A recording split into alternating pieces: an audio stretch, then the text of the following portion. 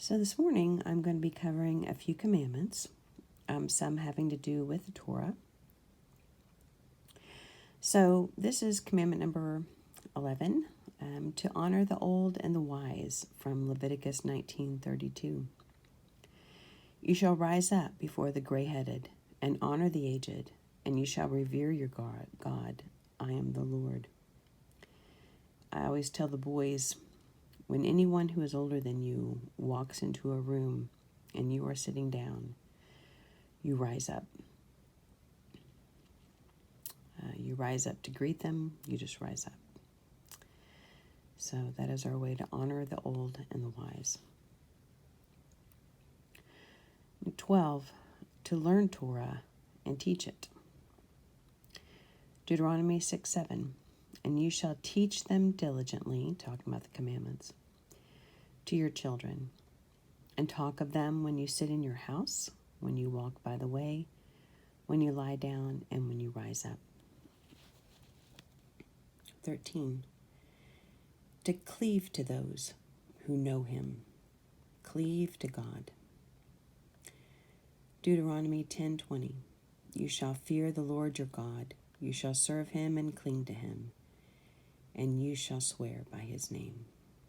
We're to seek out those who love him. 14, do not add to the commands of the Torah. Deuteronomy 13:1 and Deuteronomy 12:32 both refer to this. Whatever I command you, you shall be careful to do. You shall not add to, nor take away from it. 15, you shall not take away from the commandments of the Lord. So we are not to add to them, and we are not to take away from them.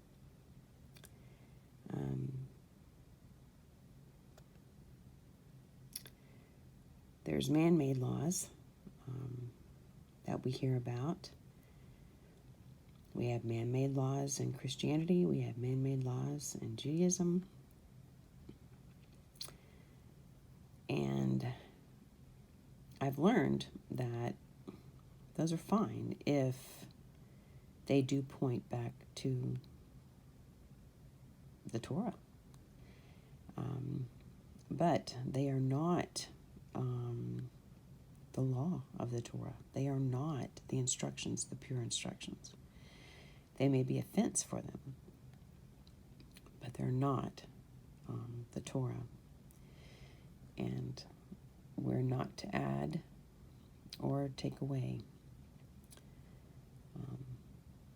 Just like Eve, in the beginning, she said, you shall not touch or eat of the fruit. And she had put a fence for Adam, trying to protect him spiritually. But she added to the Torah. So you're not to physically add any commandments to the Torah or take away from them. So there you go. 16, that everyone should write a scroll of the Torah for himself.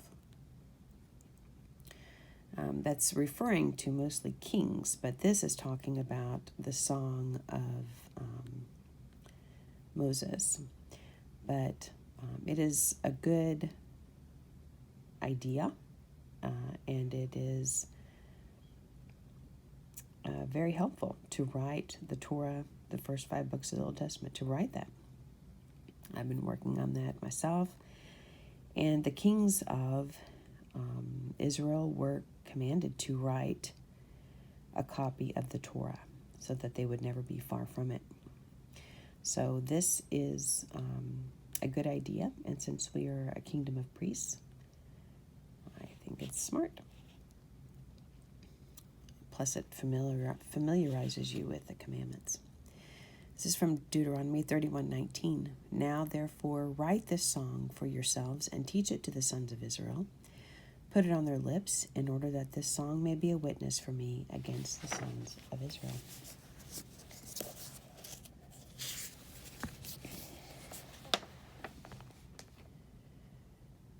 Number 17, to circumcise the male offspring. Genesis 17:12. And every male offspring among you who is 8 days old shall be circumcised throughout your generations. A servant who is born in the house or who is bought with the money from any foreigner who is not of your descendants. Leviticus 12:3. And on the 8th day the flesh of his foreskin shall be circumcised. The Old Testament and the New talks of also circumcision of the heart. 18. To put TzitTzit on the corners of your clothes. Yeshua did this. I'll point to this in just a minute. Numbers 15:38. Speak to the sons of Israel and tell them that they shall make for themselves tassels on the corners of their garments throughout their generations, and that they shall put on the tassels of each corner a cord of blue. And blue is the color of the Messiah, the Anointed One, Yeshua. In Matthew, the 9th chapter, verse 20, and behold, a woman who had been suffering from a hemorrhage for 12 years came up behind him and touched the fringe of his cloak. The fringe, that is TzitTzit, pointing to cross-reference of Numbers 15:38 and Deuteronomy 22:12. If you look at the cross-reference, there it is. Fringe is the translation from TzitTzit.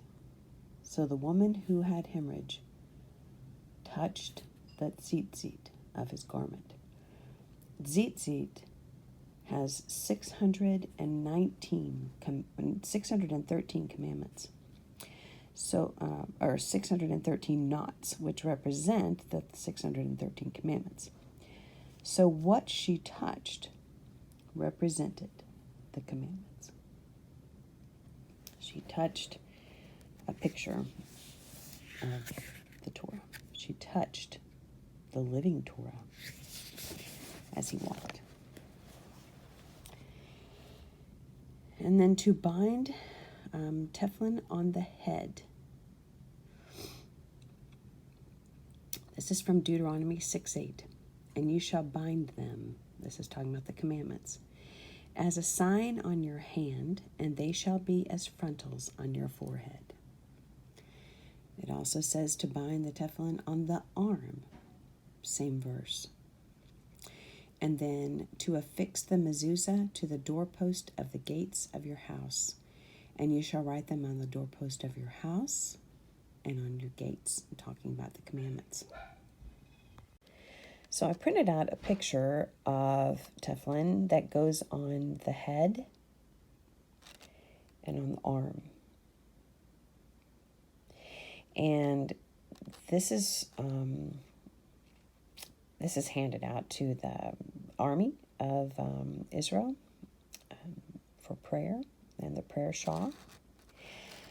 But this reminds those who do this that the commandments should always be in front of you and should be upon you, your strength.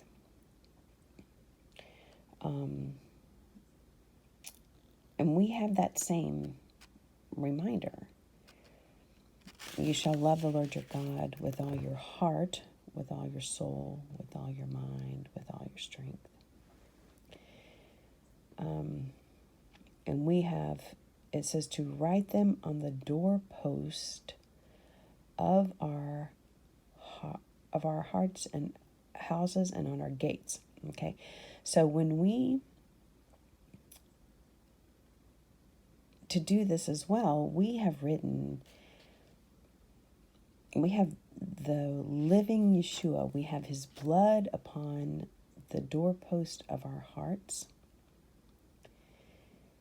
and our gates. And, he is the living word. He is the living Torah. He did it all perfectly. He is God's righteousness. He is righteousness. He is God.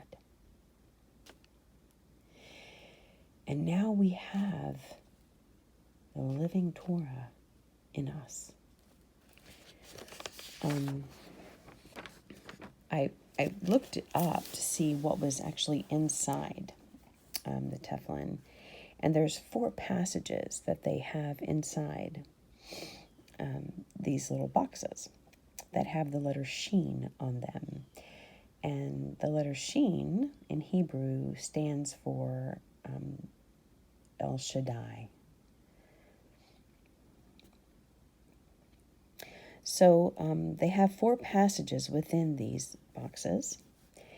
One is the consecration to the firstborn.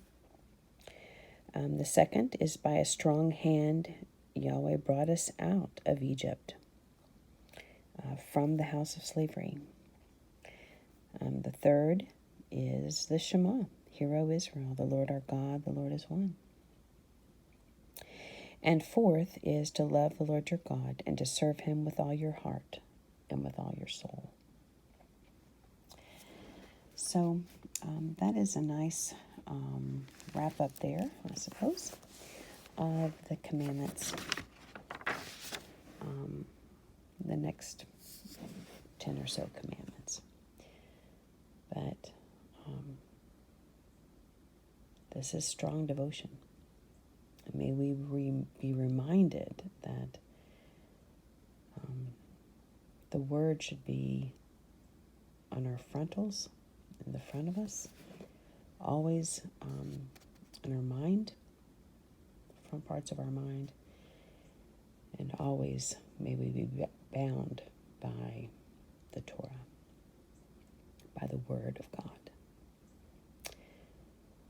And then with the TzitTzit, the 613 commandments, may they always be upon us, reminding us that they are our guide. We have the living Torah now.